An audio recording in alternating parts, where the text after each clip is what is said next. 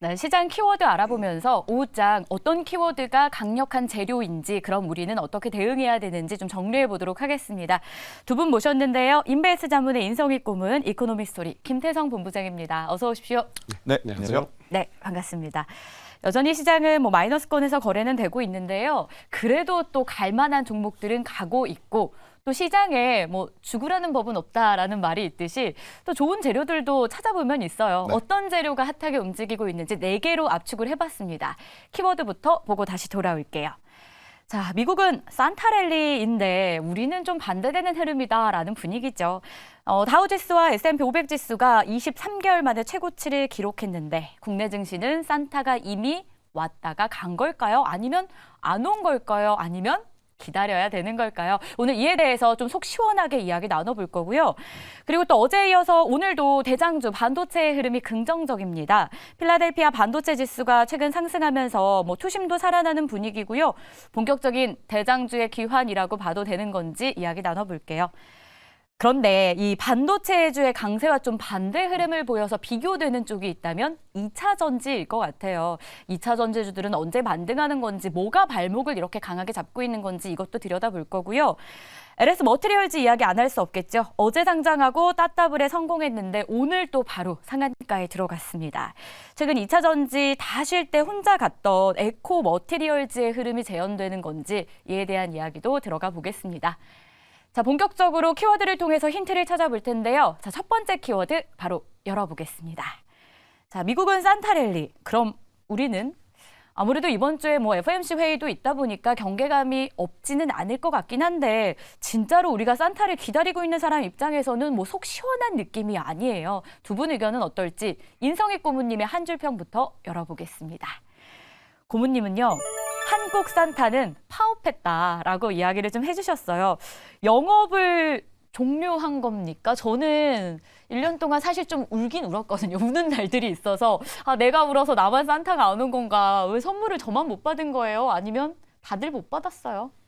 글쎄요, 좀 산타 말을 만들다 보니까 미국보다 못하기 때문에 네. 보통 이제 우리 연말에는 이제 랠리를 많이 기대를 해서 그걸 대표적으로 이제 산타 랠리라고 얘기를 하는데 우리는 이제 그거와 다르게 조금 좀 떨어지는 것 같다라는 느낌에서 이제 좀 그런 표현을 썼는데 네. 우리 지수 약한 거 아니에요? 많이 올랐어요. 미국 지수 다우 나스닥 필라델피아 이게 전부 다 이제 사상 최고치를 좀 경신하다 보니까 미국은 상당히 이제 전체적으로 장이 다 좋은 쪽으로 지금 하고 있고 우리는 이제 그거와 조금 다르죠. 아무래도 이제 미국의 상황하고 우리의 상황하고는 다르고 금리 차이점이 있고 그리고 그 전에는 미국이 이제 금리 차 때문에 빠져나가지 않을까 걱정하는데 상당히 생각보다는 양호했고 우리 지수 벌써 코스피가 2,500을 좀 넘어서 있는 상태예요. 이게 적은 건 아니에요. 그래서 상대로 선방은 했는데 상대적으로 미국보다는 약간 좀 그런 쪽에서는 좀 랠리가 좀 덜한 것 때문에 좀 약간 산타가 좀 오지 않았나 이런 생각을 하게 되는 것 같고 오늘 같은 조정도 아무래도 현재 조정이 최근에 좀 오른 거에 대한 이제 차익 매물 여러 가지 그다음에 이제 좀 반도체 계속 오르다 보니까 약간 좀 거기에 대해서 좀 이제 많이 오르지 않았나라는 것을 확산 쪽으로 돌아가면서 이제 그쪽에 기존의 이제 대장주들이 좀 하락을 하고 이러면서 매물이 많이 나면서 전체로 지수가 떨어진 건데 이 지수가 계속 떨어지겠냐 그런 건 아닐 것 같아요. 그러니까 그냥 횡보 쪽으로 보고는 있는데 미국보다는 상대적으로 좀 덜한 감이 있다. 연말 가서 산타가 오겠느냐? 제가 보기에는 강한 상승보다는 현재 상태의 유지 그리고 내년을 바라보는 시각이 더 중요하겠다 이렇게 생각이 듭니다. 미국보다 덜해서 심리적으로 좀 부족하다라고 느끼는 거지. 그래도 좀 잘 해주고 있고 그간 상승에 따른 이번 주 조정이다. 이렇게 말씀을 주셨어요. 그런데 김태성 이사님의 한 줄 평을 봤더니 산타가 올 것 같다라는 뉘앙스를 좀 풍기셨어요. 한 줄 평 한번 볼까요? 산타 곧 도착합니다. 두 분의 의견이 살짝은 엇갈리는 느낌도 드는데 어떻게 기다리면 선물 받습니까? 저는 일단 FOMC 회의 이후에 수교의 방향성만 잘 잡혀주게 된다라고 하면 우리나라 시장도 유럽과 미국처럼 한 번 더 올라갈 수 있는 모멘텀을 좀 가져갈 수 있지 않겠는가라고 좀 말씀드려볼 수 있을 것 같고요. 일단 순서가 조금 아쉽죠. 네. 우리나라에 좀 먼저 왔어야 되는데 유럽에 좀 먼저 가신 것 같고 유럽에 이제 선물 주시고 또 미국 가서 CPI 지표 선물 하나 또 주신 것 같고 FOMC 이후에 이제 아시아 증시에 와서 근데 이제 어떤 선물을 줄지가 조금은 고민이긴 네. 합니다. 최근 시장의 흐름을 놓고 보면 주도주가 주도주 중에서도 특히나 반도체 IT가 잘 머무르고 있어요. 그러니까 올라간다라기보다는 고가의 위치에서 여기서 돌파를 할 것인지 아니면 조금 더 시간이 필요할 것인지 그런 애매한 위치에서 잘 버텨주고 있는 상황. 그러다 보니까 중소형단 밑에서 굉장히 빠른 순환매가 지금 돌고 있거든요.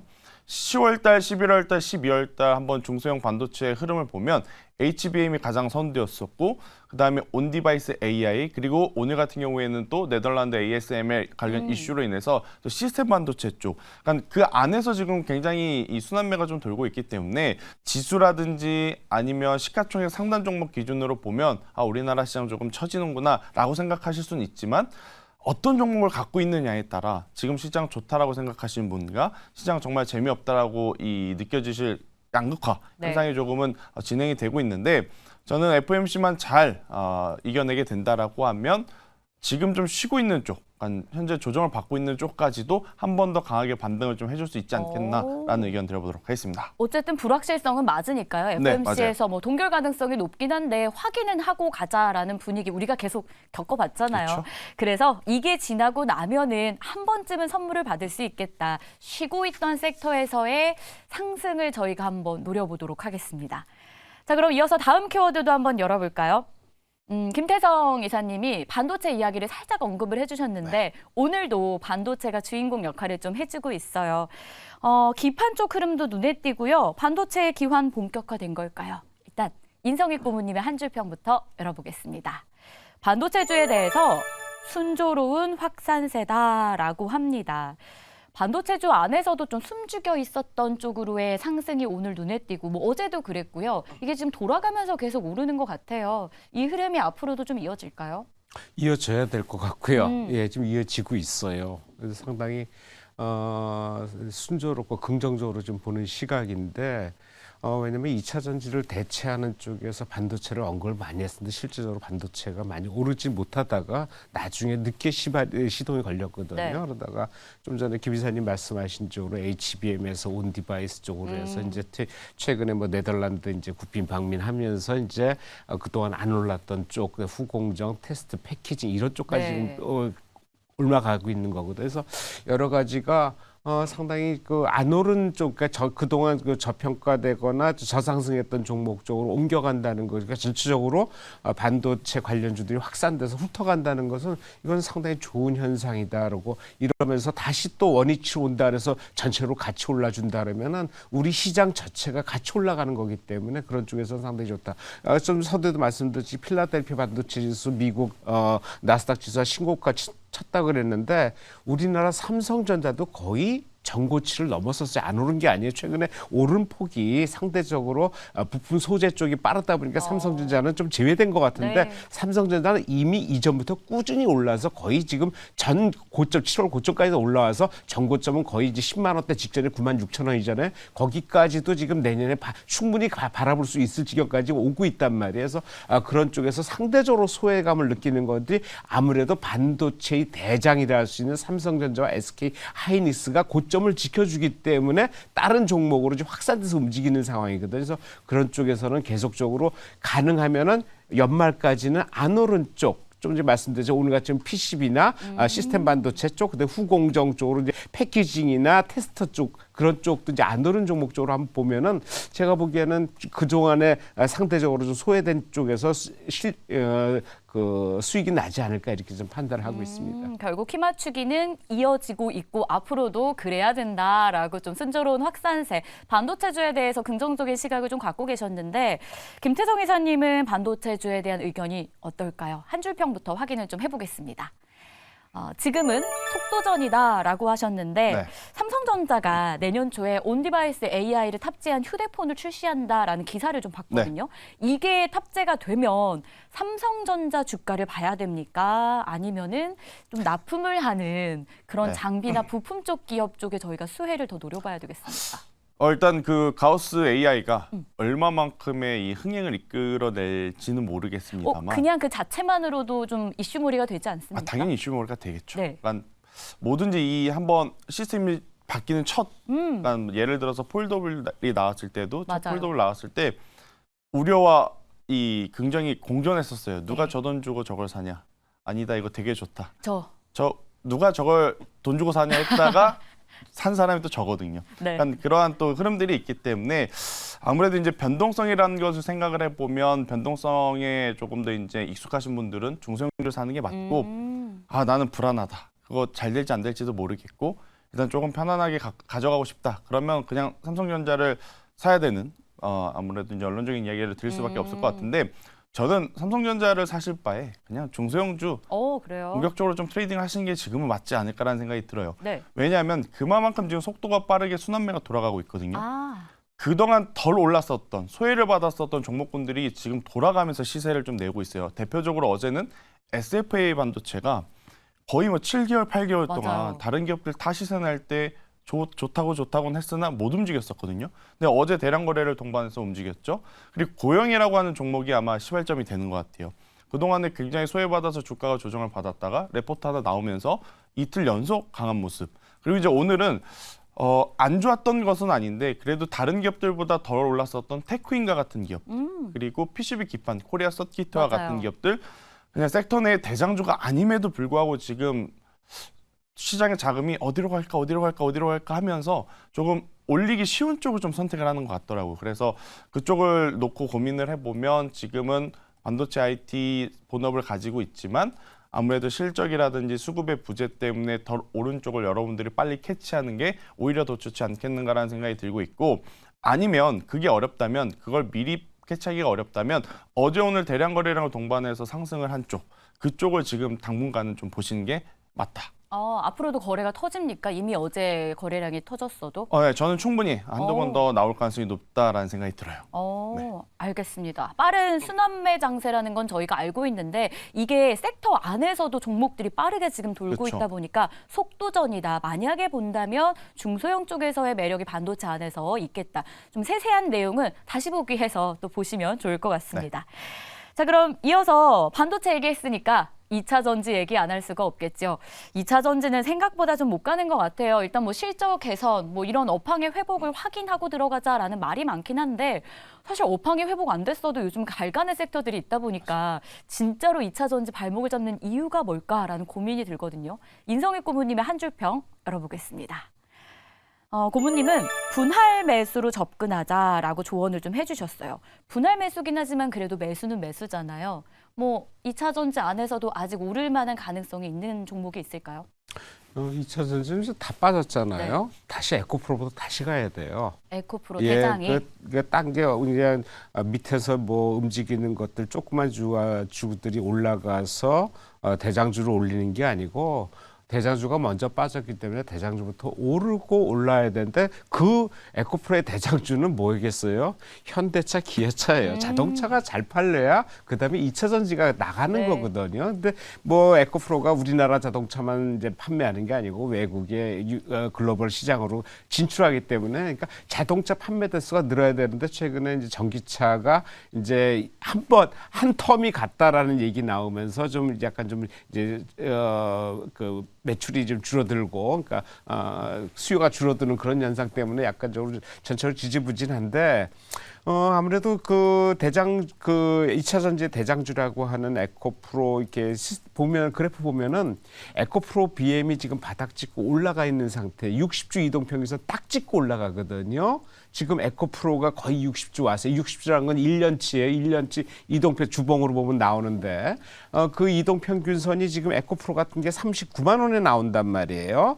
39만에 나오기 때문에 그런 쪽에서는 충분히 이 가능성을 이게 에코프로 BM의 이제 리바운딩 시점이거든요. 그러니까 에코프로를 또 본다면은 에코프로의 리바운딩 시점이 거의 다 왔어요. 그래서 기술적으로 해도 좀 올라갈 때가 됐고 지금 바닥을 계속 다지는 상황이라면은 내년에 이것이 완전히 2차 전지가 없어진다, 아니다, 완전히 끝났다, 올해로 이미 몇 년 해먹을 거 다 해먹었다라고 얘기한다면은 방법이 없지만은 현재로서는 그럴 가능성보다는 향후의 기대치가 더 높고 지금 하락은 너무 급하게 올라간 거에 대한 반락이다. 그러고 반락이 좀 길어지고 있는 상황이다라고 봤을 때는 내년에 연초부터는 2차 전지를 한번 관심이 계속 봐야 되는데 그렇다면은 좀 빠르긴 하지만 연말부터 현재 가격대에서는 좀 물리더라도 분할 매수 측면에서 그러니까 발목 아래에 지금 놓여가고 있는 상황이라면은 분할 매수 측면에서 지금은 가담해 둬야 되겠다라는 생각을 갖고 있습니다. 네. 내년부터는 2차 전지도 좀 꿈틀거릴 가능성을 지금 열어두고 계셨는데 김태성 이사님은 2차 전지에 대해서 어떤 의견일지 한 줄 평 바로 보겠습니다. 수급 쏠림을 경계하자라고 합니다. 뭐 어떤 기업일지 딱 떠오르긴 하는데 네. 좀 설명해 주시죠. 일단 여기저기서 좋다고 할 땐 A든 B든 C든 D든 다 같이 오릅니다. 다 같이 오른다라는 건 그들에게 모든 돈들이 다 몰린다. 골고루 이제 쏟아지고 있는데 안 좋다가 이제 좋아질 때는 그들이 동시다발적으로 움직이지가 않고 아무래도 이제 수급이 몰리는 기업들이 한두 가지씩 저는 나올 것이다라고 생각이 들어요. 네. 특히나 지금 2차 전지 같은 경우에는 좀 불확실성들이 굉장히 많죠. 첫 번째로는 전기차 수요에 대한 부분, 그리고 이제 두 번째로는 이 원자재 가격에 대한 하락으로 인해서 마진율의 감소, 그리고 이제 세 번째 같은 경우에는 내년에 또 미국의 정권이 바뀌게 된다라고 하면 또 이제 2차 전지 혹은 전기차, 신재생 에너지 이쪽에 아무래도 이제 영향을 줄 수 있는 부분들이 많지 않겠는가라는 불확실성이 계속 붙어갈 수밖에 없는 상황이에요. 여기서 이제 강력한 돌파구를 만들어내려면 사실 기업의 실적이 서프라이즈급들이 나와줘야 되거든요. 근데 지금 그럴 만한 상황들이 안 되다 보니 계속 처지는 모습. 하지만 뭐 에코프로 기준으로 본다라고 하면 저는 여전히 에코프로 같은 경우에는 충분히 그 가운데서도 시세를 낼 가능성이 굉장히 높지만 그 외의 종목군들 같은 경우에는 저는 시간을 조금 더 투자를 하시면서 천천히 보셔야 된다. 4분기 실적 나오고 리튬 원자재 가격 반등을 해서 안정화하는 거 보고 투자를 해도 저는 늦지 않는다라는 의견 한번 조심스럽게 드려보면서 지금 이렇게 되면 우리가 올해 1분기, 2분기에 봤던 랠리를 다시 보기에는 현실적으로 어려운 부분들이 많으니 그러니까 생각을 아예 시간을 좀 더 길게 투자하고 편안하게 가져가자 이렇게 마인드를 좀 정리를 하시는 게 맞지 네. 않을까라는 의견 드려보도록 하겠습니다. 아예 뭐 투심이 떠났다라기보다도 숨 고르다가 또 회복이 될 가능성, 그렇죠. 워낙 또 대작이니까 그 가능성 열어두고 수급 쏠림은 일단 경계하면서 투자해보자라는 의견이었습니다. 자, 그러면 이 종목에 대한 의견은 어떨까요? 마지막으로 LS 머티리얼즈, 2차 전지 얘기했으니까 이 종목도 한번 들여다보도록 하겠습니다. 인성희 고모님의 한 줄 평부터 볼게요. 3조까지 갈까? 시가총액 이야기를 해주셨는데 어떻게 진짜 갈까요? 이 기세라면. 저는 좀 힘들어 보여요. 그건 힘들다. 지금 이제 2조거든요. 2조인데 지금 3만 원인데 이제 3조 가려면은 한 4만 5천 원까지 가야 되는데 글쎄요. 근데 뭐 기존에 우리가 비교할 때 이제 그 에코프로 머티리얼즈와 비교를 해요. 뭐 머티리얼즈라는 게 이제 재료라는 의미잖아요. 재료를 갖고 있는데 2차 전지 관련해 가지고 에코프로 머티리얼즈가 시초가 이후에 4배가 올랐어요. 그러니까 공모가 이후에 4배 올랐고 시초가 이후에 3.3배가 올랐어요. 계산해 보면은 이것도 만약 비슷한 처지로 올라간다면은 이것도 6만 원까지는 볼 수 있다는 얘기는 있는데 에코프로 머티리얼 대비해서 실적이나 이런 걸 봐서 상당히 좀 낮거든요. 그러니까 차이가 좀 많이 나요. 그래서 그런 쪽에서 이게 그 정도 파괴력이 있을까? 지금 이번에 상장한 건 시기가 상당히 좋았고 에코프로 머티리얼 시기가 안 좋았는데 상대적으로 2차 전지가 다 죽다 보니까 이쪽으로 수급이 쏠린 거예요. 그래서 에코프로 그러니까 에코프로 머티리얼즈가 상장 시기는 안 좋았는데 상대적으로 수급에 의해서 올라간 측면, 그리고 LS 머티리얼즈는 상장 시기가 상당히 좋았다, 혜택을 받았다. 근데 그것까지 실적이 올라갈 수 있을까? 조금 부담스럽다 해서 아무래도 월요일, 화요일, 늦어도 월요일 오후쯤이면 한 물량 좀 튀어나오지 않을까 생각합니다. 알겠습니다. 가장 궁금한 사실 종목이 아닐까 싶어요. 김태성 본부장은 어떤 의견일지 한 줄 평부터 보겠습니다. 다음 주까지 갈 것 같다라는 의견이신 것 같아요. 네. 분위기 잘 타서 대박 나는 것도 있고 아니면 뭐 기업 가치가 진짜 좋을 수도 있잖아요. 그것도 그런데 네. 일단 스케줄상 내일이 그 편입, 그러니까 코스타 200 에코프로 머티의 이제 머티리얼즈. 이 편입 마지막 거래일이기 때문에 아마 리스크 회피 물량이 나올 가능성이 굉장히 높아요. 그러면 외국인과 기관의 물량도 뭐 물론 있겠지만 당연히 개인 투자자분들의 수급이 많을 가능성이 높거든요. 네. 그럼 그 자금들이 나와서 과연 대형주를 살까?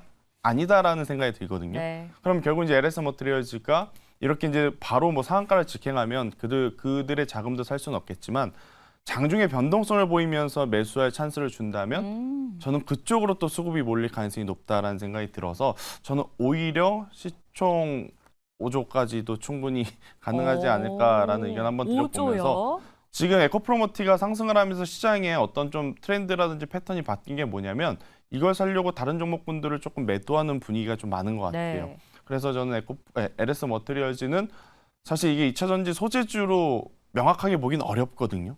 또 그만큼 또 개화된 시장, 성장성 있는 시장은 아직 아님에도 그걸 모두 불확실성을 지금 돈이라는 수급으로 덮은 상황이기 때문에 저는 조금 더 갈 수 있다라는 의견 한번 드려보도록 하겠습니다. 알겠습니다. LS 머티리얼즈 다음 주까지는 지켜보자라는 의견이었습니다. 이렇게 해서 오늘 키워드 알아봤는데요. 도움되셨길 바라면서 두 분과는 인사 나눌게요. 오늘 말씀 고맙습니다.